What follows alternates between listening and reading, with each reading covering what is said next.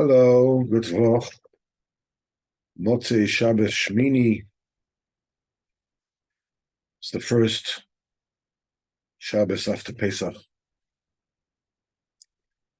I believe Bahab starts this week, I believe. It's a shame. It's a good thing. It's a good thing.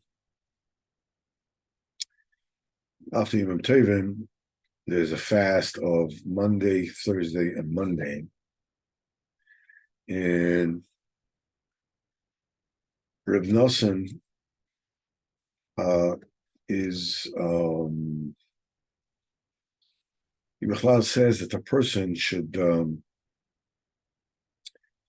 Breslev is against, self-immolations and all kinds of horrors. But Reb Nosson says that every now and then to do a tainus, to fast a day, is a very, very good thing. And he says that it saves a person, as his lashon, from severe and bitter suffering. But just every once in a while, pick a day, the Mekabel Tainus, Mincha the day before, and fast for a day. And it's a brig hamtoka of dinim. So, and it's Hashem, Bahav is a good opportunity. A lot of people do that. So the more people do it, the more koyach it has, the more effect it has. So it's just mentioning it in passing. So here we start. The Sichos Haran of this evening, we start with Sipurey Baal of Tzadikim. We're starting with the Baal Shemtov. This is the Baal Shemtov's view on a Jew. One time, the Baal Shem HaKodesh said to one of his Talmidim that he, the Baal Shemtov, loves the lowest of the low, the lowest Jew. Says, I love him more than you love your own single son. And that's what he told him. The Baal Shem Tov also said, the person who's very busy with his business all day long in the market and the streets, he almost forgets that there's a creator to the world. Only times mincha time comes, someone remembers, there's time to daven. And he krechts how he totally forgot, today, and he runs to some kind of an alley and decide in daven mincha, even if he doesn't know what he's saying. Nevertheless, this is considered very precious by Hashem Yisbarach. And this side that the person sighs, that says, here I live my life totally forgetting this Olam Haba, there's I'm totally immersed in the Olam Hazeh, and it runs to a nail in Daven Mincha, just to, you can see it, many times when you're driving on the highway, and you see, when it's almost shkia, you see cars parked on the side and Yidden standing there, chapping a mincha. He says this kind of sigh is extremely, he says that sigh, really infiltrates through all the firmaments, all the rekim. Of course, we know the Kutam Aran Tereches, Rabbeinu speaks at great length, and he says that a sigh of a Jew is an extremely precious commodity, because when a person sighs, he is drawing air, new life, Ruach Chaim, from the tzaddik to wherever it is has a chisaron. Different place, Rabbeinu says that the person is either connected to the rope of kedusha, in other words, the tube that gives the life, the kedusha, or chas v'chalila, the tube that gives life force of tumah. and according to what a person is sighing about. In other words, if a person sighs like, why don't I really serve Kadosh Baruch Hu? Why don't I daven properly? Whatever it is, and he gives a krechts, then he is disconnecting himself from the rope of Tuma and is connected to the rope of Kedusha. And if a person says, whatever it is that he's saying about some kind of a taiva, he disconnects himself from the rope of Kedusha and connects himself to the rope of Tuma, law, leinu, law, lechem. So a sigh is a big thing. Baal Shem HaKadosh, when he was young, used to get all Tinokesh ben Rabba, all the little kindlech, go to them to shul to say Omen Yeshmei Rabba, had a big avodah. They had a big avodah with them, to jump and to dance with them. He would kiss them and make them very happy. And the Maggid of Mesichus says Alavai, and he's talking about the Maggid of Mesichus, his Talmidim, the Levi's Bedicheva, the Rebbe Elimelech, and the Balatanya, the Rebbe Zisha, about the greatest tzaddik here. They were, he says, Alavai, that we would kiss a Sefer Torah and Simchas Torah with the same love the Baal Shemtov would kiss the children when he would take them to Talmud Torah. And he says, Abet na shamayim asfara kochavim kol yezerecha. This way, Kadosh Baruch Hu told Avraham Avinu, look up at the heavens and see the stars and count the stars, because your offspring are going to be as many. Baal Shem Tov says that the pasuk that the stars, from down below, from where we are, looking up, they're so, they look so tiny, just little dots of light. But Lamala, in the Shamayim where they are, they're huge. Same thing, Bnei Yisrael, they look very, very small down in this world. But in the upper world, Olam Alien, they're huge. So Baal Shem Tov used to say that every Jew is as precious by Kodesh Baruch Hu like a single child that was born to an elderly parent just before, that's it, last chance. And the child was born. So every Jew is dearer by Kodesh Baruch Hu than such a child that was born, to old couple. That's and the Yid is more precious to Kodesh Baruch Hu than that. So again, Alon Bezat Hashem will have a Gavaldige week. Yizchus the Baal Shem HaKadosh. And with this, Bezat Hashem, we will move on to a new Maisa. This is a Maisa Niflo from Rabbeinu Aramban, Moshe ben Nachman. Yizchus again Aleinu. And it's a Mekubal stuff from the generations. And this story was told about by the Baal Shem HaKadosh. The Ramban, when he was in Spain, he was very beloved, very appreciated by the king because of his great wisdom. And he was so important by him until the king gave him permission to come to him anytime he wants without having any special dispensation, any special. And one time, the Ramban was sitting by the king, and they spoke about a very, very profound inyan. And while they were doing that, the grand priest, the bishop, whatever it is, that of Spain came, and that he was also, frequenting the king. And since the king was like thinking deeply, reflecting on what it is he spoke with the Ramban, he didn't see him. He didn't see the bishop. So the bishop was standing on his feet until the king saw him, told him to sit down. And the bishop was incensed. Here's the king, he's speaking with a Jew, and he's so preoccupied until he doesn't see him.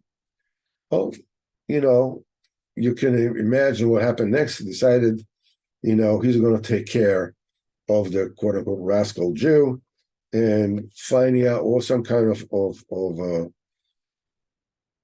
something about the Ramban and, get rid of him.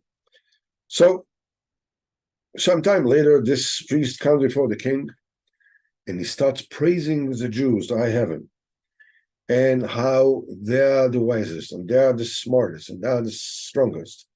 And in the olden days, they had a hero called Shimshon HaGibor, that there was no hero like him, no mighty hero in the entire world like him.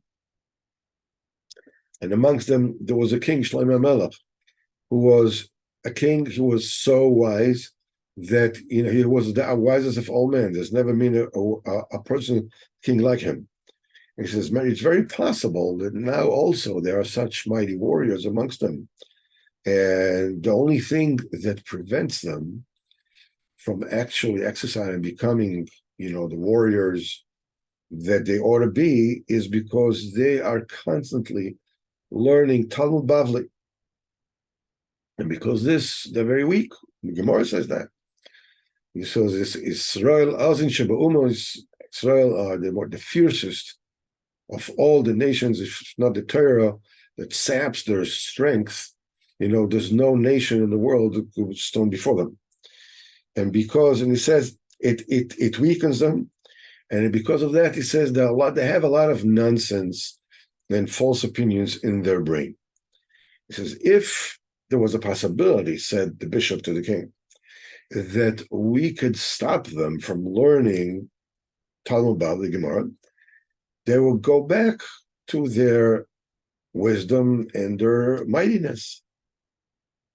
And we could, we could glorify that we have such an incredible, precious nation amongst us. It says, and you should know that they are so used to learning Gemara that they will not listen to you. You have to stop learning. Unless you listen to my advice, that if you'll find any person that will learn Talmud, then it's a capital punishment. Shem Yilachim, that's the only way to prevent them from learning Gemara. Well,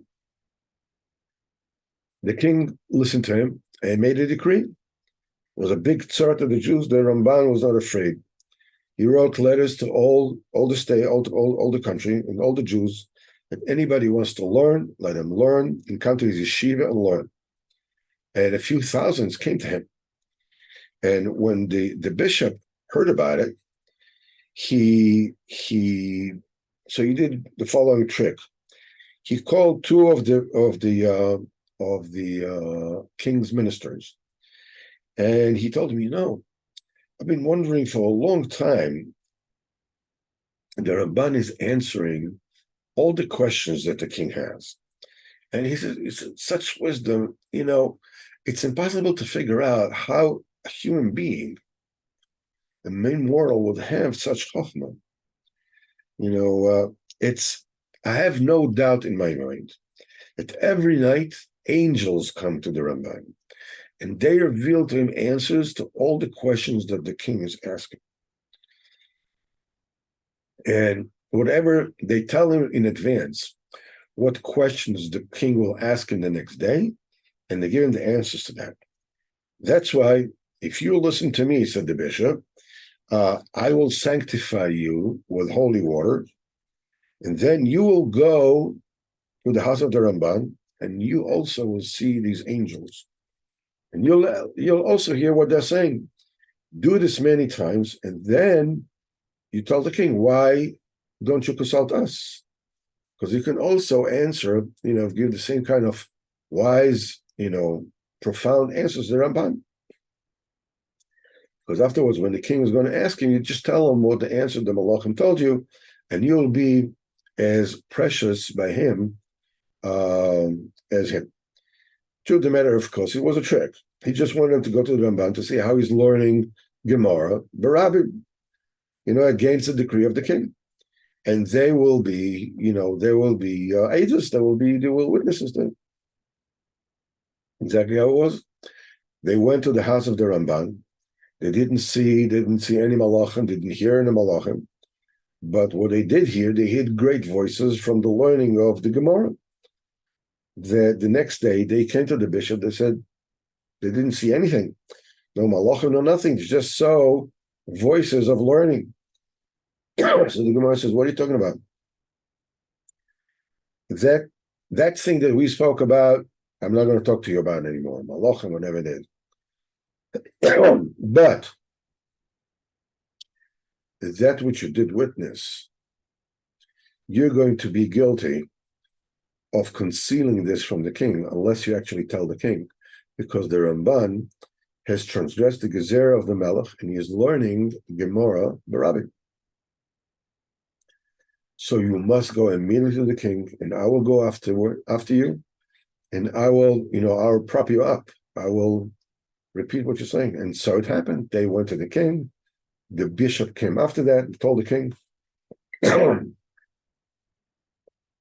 and the bishop, emphasized, that it's such a disgrace and a shame to the king that his most beloved, the closest advisor is defying him like this. So the king said, I will call the Ramban. He is a trustee. I trust him. If I will ask him if he's learning, and he's learning, he's not going to deny it. And he called him. And he said, I heard you heard what my decree were. And what is the punishment of anybody who transgresses it? The Ramban said, yes, I did. So the king says, are you learning? So the Ramban says, yes, I do. So the king said, how can you do this? How can you shame me, Barabbim, not listening to me and disregarding my decrees? The Ramban told him, I'll tell you, my son. One time, a king had a single daughter, and they became very sick. And after all the ishtadlus that the doctors did, of all the Medina, nothing helped. And they're desperate. They did whatever they could, and that was the end. And the king cried before his ministers. Somebody gave him an advice how to heal his daughter. So they told him, "Listen, we agreed to pay all the everything that the country owns. For refuah, what else can we do? There's only maybe one thing that can possibly help her, if you will decree all the people of your state to fast for 3 straight days. And every single nation that you are king on, under you, they'll all go to wherever it is that they are house of worship, to daven for Kodesh Baruch Hu to send a refuah." That's what the king did. Next day, they found a Jew that ate.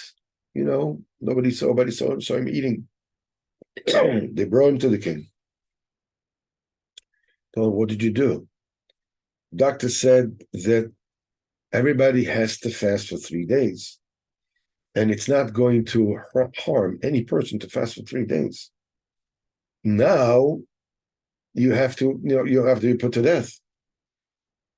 Because now there's no more hope to the daughter of the king, because you ate. Why are you such a foe, an enemy, a bitter hater of the king, that you don't want to fast and to daven for the healing of the princess? So the Jews said, by us, we have a judgment that vadai, when something is certain, it's doiches hasafek. It pushes away the question where there's doubt, especially when it's a sfek faker. It's a doubt it's a doubt of a doubt. So by me, it was a suffix if it's going to be found out that I'm actually eating something when nobody looks. The second doubt was I didn't know if my prayer is going to help the illness of the princess. And when the doctors told me that my own Sichos Haran, my heart became so weak that if I won't eat, I will die for sure. So the vadai, by me it was vadai, and whether anybody will see me or my prayer will help is a sfek sveka. So the vadai pushed the sfek sveka. So the Rabban told the king the same thing. It was a suffix by me if your kavana in the decree was for me. I didn't know if you meant me also. Also, the second suffix, I didn't know if you'll find out that I'm learning. Because if I don't learn, I for sure will not live. This is my entire life. My entire life was. So now I want to ask you, tell me, what is it negir to the king if I learn in my house and I'm doing everything else in my house? The king says, in truth, it's not negir to me at all. I don't care. I don't care that you learn. Just the bishop said that there's so many nonsense in Talmud Bavli, Chas v'Chalila, that it lowers your das, you become dumb. That's why I made a decree you shouldn't learn. Rabban said to the Koima, what nonsense did you find in the Talmud Bavli, in the Gemara? So the priest said, it says in Talmud Rabbi Abba that Rabbi Abba was marking the graves. When he came to Machas HaMachpelah, he saw Eliezer, the slave of Avram Avinu, and he asked him, what is Avram Avinu doing? So he said, Avram Avinu is in the lap of Sarah Imenu, and she is examining her head. I says, is there a greater folly in shtus, about these people that are all the thousands of years since they passed away? And she's looking in his head. Aman says the king, now I know the preciousness of the Torah, not only that when I learn Torah that I discover, immense secrets, but even when I hear Divrei Torah from another person, I also find out tremendous secrets. Because now that I have heard the words of the Talmud Bavli from this bishop, I just discovered an immense secret. Because this bishop tonight did the most awful and despicable deed. And because of that, he became extremely sick. And because this bishop is coming and going all the time, in the king's court, the entire household of the king is in great danger. And they checked, and they found that yes, that he was sick. Probably, some kind of venereal disease of some sort. And immediately he was put to death. Can you have the kol avdecha Hashem? The king canceled the decree, and the Ramban stayed by him, and he was even more liked than he was ever before. And the Jews, the Yehudim, Soson, and the Simcha. Ad kan tremendous ma'aser from the Rabban HaKodesh, and Sichos Haran, as it was told by the Baal Shemtov. Now we will learn a small little thing about Rabbeinu the Rebbe Elimelech. Sichos Haran. These are all ma'ases that were told by tzaddikim that told other tzaddikim about the Rebbe Elimelech. So this is a story that sort of like, it's like the same story, but two versions of it. It says in the Sefer Teres Kainim, page number 24, it says, I heard that Rav Tzaddik from Jikov told this Maisa every single year that the Belzeruv, probably the Sar Sholem, the first Belzer Rebbe, told the Rav HaKodesh from Kaminke that the reason that the Rebbe Elimelech, the Rav HaKodesh, Rabbeinu Rebbe Elimelech in Jensk, Nishmato Eden, who traveled to Rabbi Shmelkim from Nikolsburg, Zecher Tzal V'Kosh Levoho. And he said that one time, the Avos HaKadoshim, the patriarchs Avram, Yitzchak, and Yaakov, came to Rebbe Elimelech. And they told him, he asked him about that year, and they said that year, the prayers were accepted in an exceptional manner. Baruch Hashem, he said, they were accepted in a way that were not accepted for many, many years. And the year afterwards, they came to him again. And they told him the opposite, that no prayer could actually ascend properly.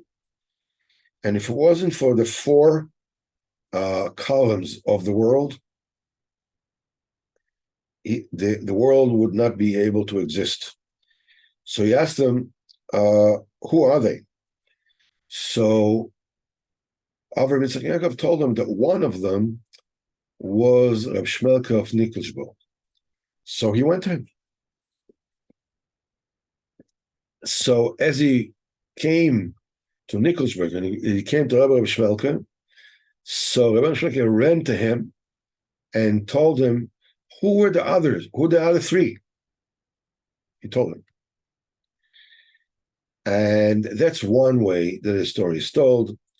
And the Rabbi Goyen, Shalom Mordechai from Brezan, said that he heard from an old tzaddik that one time, Rosh Hashanah, before Tkiyas, Eliyahu Novi and another old man came to the Rebbe Elimelech and told him there was a big kitrug in the Shamayim. Chas v'chalila, the world was teetering on the brink. But there are two people in generations that that propped up the world, that the world should not crumble. And so the old man asked, who are they? So he said one of them is Eliyahu, and the other one, so Eliyahu Navi told the second person is Avraham Avinu. So the Rebbe Elimelech asked him, who are these two people that are propping up the world? So he says one of them is Rebbe Shmelke of Nikolsburg. So yeah, who's the second one? So they told him, you're not worthy for you to know who the second one was. So after Rosh Hashanah, the Rebbe Elimelech traveled to Nikolsburg. It's probably the same story. And to give, congratulations to the Rebbe Shmelke Nikolsburger, that he's the one that props the world. When he opens the door, the Rebbe Shmelke told him, Shalom Aleichem, did you know if it wasn't for you and me, the entire world would have crumbled? And this was, he says, the Rabbi Brezan, he says, was the grandfather of Elyashiv. So he said, Shalom Aleichem, didn't you know that if it wasn't for you and me, the world would have fallen apart? So you see, so this is how the Rebbe Elimelech found out that it was him who was the second one. He didn't know that before. At Kan, the Meister from Rebbe Elimelech, schus hat again aleinu, a big schus of a gewaldige week. Anybody who is in Rebbe Elimelech should give out some garlic, Moshe Shabbos. Big schus for the people to hear it. Now a little bit from the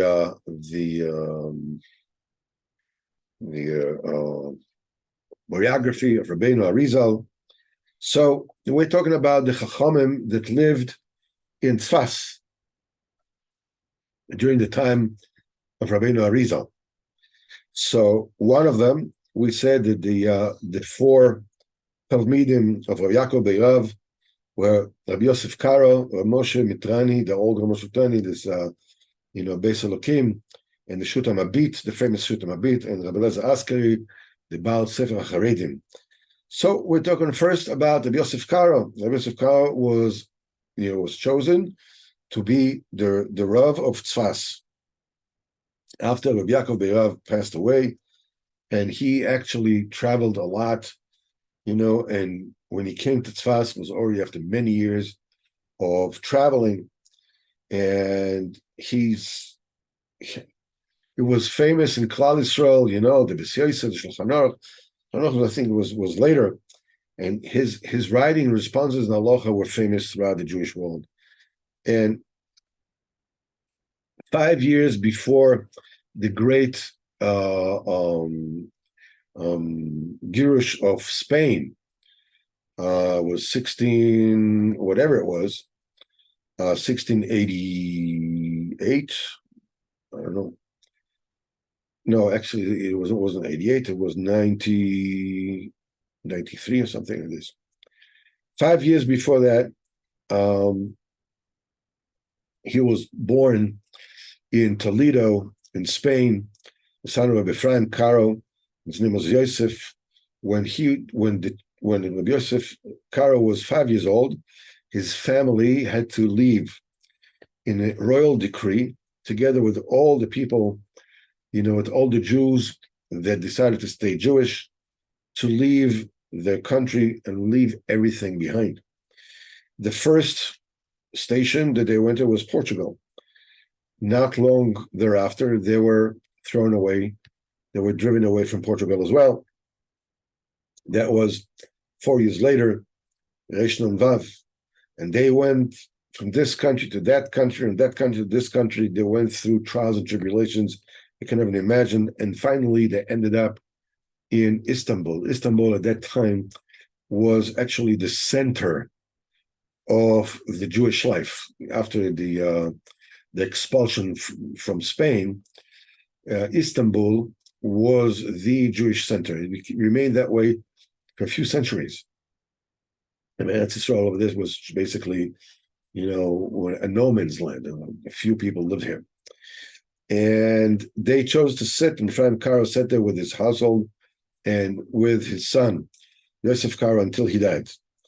When Yosef Caro was 30 years old, he moved to Adrianople, who was in the Jewish continent. It's like 200 kilometers from Istanbul, where he married a woman, the daughter of Rabbi Chaim al-Balag. And soon thereafter, his very young wife became very, very ill. And short time later, she passed away, La'aleinu. And you can imagine, and Chacham said, Tamid Chacham should never remain without a wife. So he married a new wife, the daughter of Rabbi Yitzchak Saba.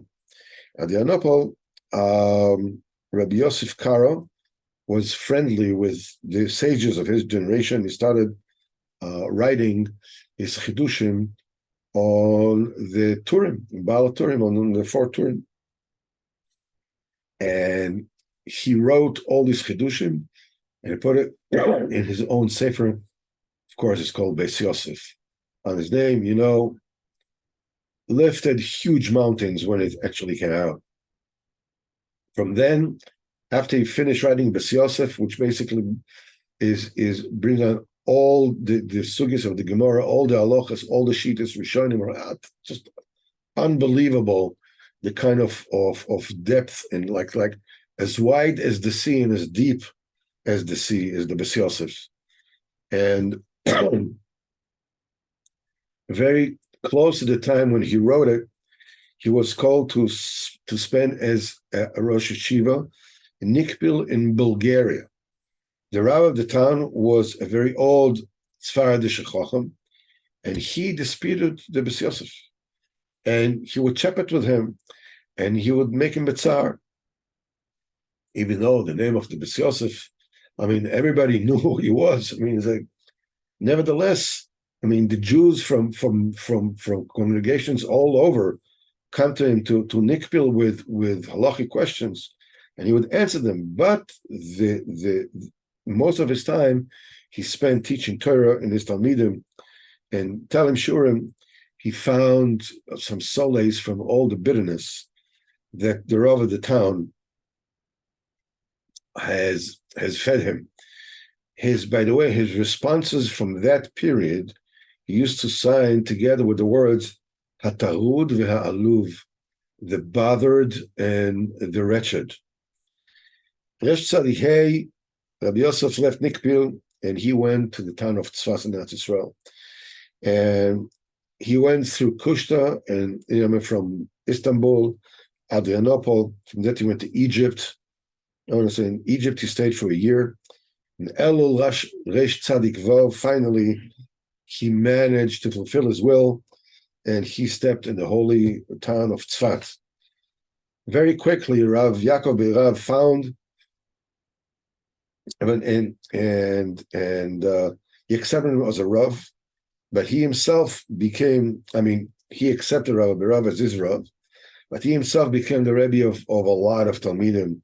Everybody came to him. Everybody wanted to have the B'si Yosef, it's like Bad Bevad, as he's saying Shurim, he was still writing his B'si Yosef with a lot of responses. And in Tzfas, Baruch Hashem, Rabbi Yosef and his wife has a daughter, Yitzchak Saba has his first son. His name was Shlomo. It was a big simcha.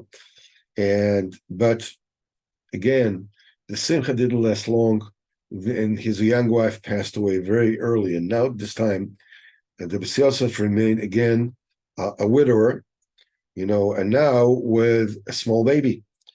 And so he married for a wife, the daughter of Abschaya B'Sapshel Ashkenazi. As you can hear from the name, he was from the Ashkenazi community. From them, there was Yosef Karo had his second son, Rabbi Yehuda. When he finished his big sefer, the B'si Yosef, he turned to find out all the maskanas la'alocha. Actually, what was the psak aloha? The B'si Yosef gives all the different shitas, but what he did, he picked out, okay, tachlis, what is the aloha after all the shitas? And he put it all together in one magnum opus known in Klal Yisrael, is called Shulchan Aruch. That's Am Yisrael is rests on the Shulchan Aruch, the B'si Yosef. That was built the same way in the same order as the Arba Turim, and this is how Am Yisrael paskins halacha, and that's why from that moment on, Rabbi Yosef Karo started being called Maran, our teacher, as he is the teacher of Am Yisrael. And Achinami, many people disputed the Piskei Halacha of Shulchan Aruch. They said that his Piskei Halacha was according to Minhag Sfarad, and not the way that they handled in Ashkenaz.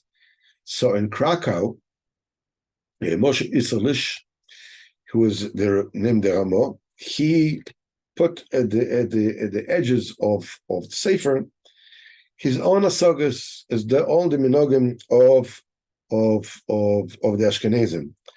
And this is called the sage of generation used to call the chibur of the Ramah the tablecloth. In other words, the table is the Shulchan Aruch, and the tablecloth is the Hagah, the Ramah on the Shulchan Aruch. A few years later, Rabbi Yosef Karo was made the Rav of Tzfas. In his town, the town was, flourishing and reached the pinnacle of its atzlachim. And Jews, tzaddikim, yireim, shlimim, holy Jews, filled with Yiras Shamayim, all bnei aliyah, the fame of Tzfas spread throughout the world and became a source of pride and longing for every Jew. And in the year Shin Lamed Hey, old Baruch Hashem Svayomim, Moran Rabbi Yosef Karo has passed away at the age 87, Kenan Hara. And he left his Sfarim, the B'si Yosef, Shulchan Aruch that we said. He also left a bracha, his Chidush Torah that he wrote, Kesef Mishnah.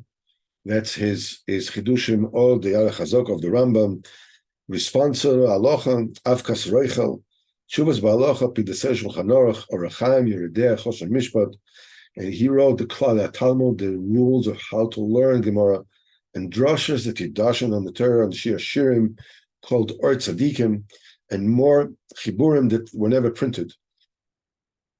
He actually is mentioning in his chiburim, he wrote Pirush on the Mishnah, and the Pirush Rashi and the Ramban on the Torah, his own version, Chidushim on Rashi on the Ramban, but we don't have these chiburim. Besides his greatness, which cannot be comprehended. The holiness of the Baal Shulchan Aruch and B'si Yosef was, unbelievable, to the point when he was learning Kabbalah, he was zocher that to be sent a malach, Mishamayim, it's called the Magid, that the Magid came to him Mishamayim, and learning Sisra Torah and tell him what will happen in the future. And the Magid, it was a thing that only very, very few of the sage of Am Yisrael, ever knew about this. Every got a Magid. And Maran, the Baal, Sichos Haran, wrote whatever it is that he was zeicher to hear from this Magid. And in a sefer, it's called Magid Meisharim. And what's written is not only the Torah, but also the Musar that the Magid told him. And from this sefer, it says that the Malach told him that his Sfarim of the Baal Shulchan will spread throughout Meir Halacha in all Am Yisrael, and the entire Am Yisrael will paskin Halacha. According to them, he is going to be Rabban Shel Yisrael. Schusot again, Aleinu v'Kol Yisrael. Amen. B'ezrat Hashem. Now we will, B'ezrat Hashem, take a look at Sichos Haran from this evening, B'ezrat Hashem, and see what Rebbeinu HaKodesh has to say to us for us. Is this it? Yes. Okay. Let's just share. This is close here. Just close this. All right.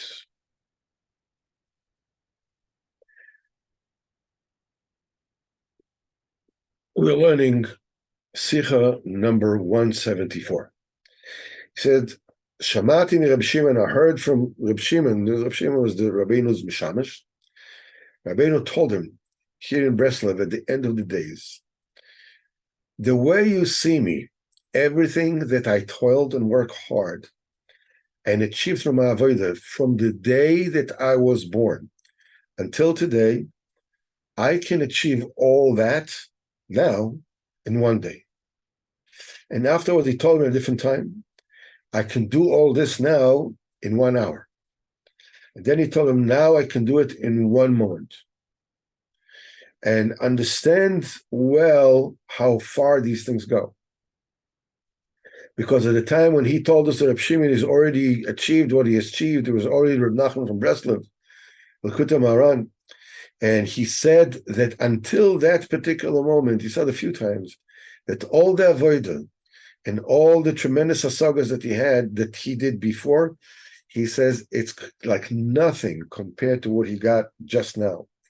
Even though, of course, his asaga before that was unbelievable.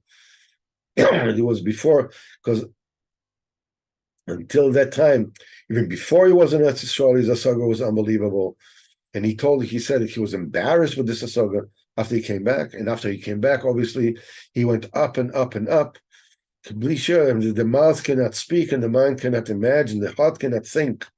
He says, and look a little bit, in the stories that he told. And he said, look at the stories and you'll understand from this, the greatness of the things that, of what we just spoke about.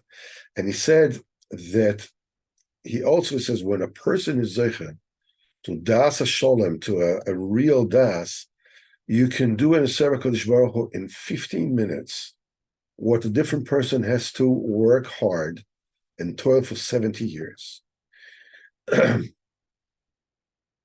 This Rabbeinu said not only about himself. Rabbeinu said this about us. As we learn in Terech Chaf Aleph, the limud of Kedusha is not a limud that is based on addition. Now, another thing and another thing and another thing. But it's a limud through elimination.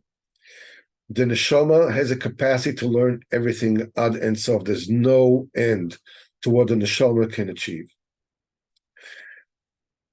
When a person strips off his gashmis, his asagas are growing exponentially, because what he's getting, he is getting an influx of Torah, which is Torah's Ein Sof. So when you're talking about infinity, every step towards infinity is infinite in all its own. When you are locked in to learning in a kind of learning with Pinas Achor, which it's a dilemma the way the world learns, a little bit more, a little bit more, a little bit more. Now those having artificial intelligence that just can learn a little bit more and more and more and more. And everybody's like, oh, wow, how much they can know. A person that takes away his gashmias can learn in one moment more than another person has to toil who knows how many years. The way to take away the gashmias, Rabbeinu says in Terech HaFala very simply, what am I looking at? What am I looking at? Don't look at bad stuff. Keep your mouth from saying a lie. Have emunas chachamim. Have yiras shamayim. With these 7 candles, 2 eyes, 2 ears, 2 nostrils in the mouth, you can achieve that madrega that Rabbeinu speaks about.